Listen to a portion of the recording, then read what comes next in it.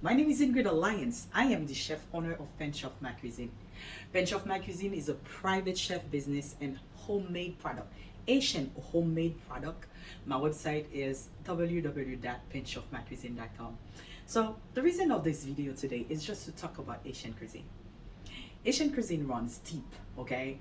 Haitian cuisine is the colonization. Asian cuisine is the grandma's recipe. Asian cuisine is is a lot.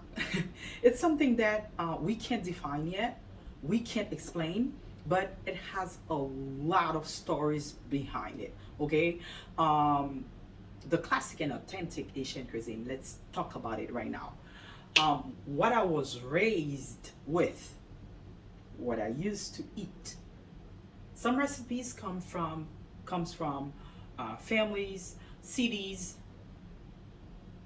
different ways of cooking, but the measure and then the perfect, or let's say the amazing part, it's all about flavor, like building up flavors. Like if I have to say, if I have to talk about something which is great in Asian cuisine, which is the start of any great Asian dish, would be epis. Epis is a blend of spice, herbs, vegetables.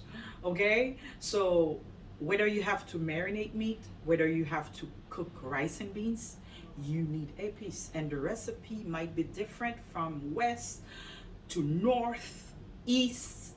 It's different.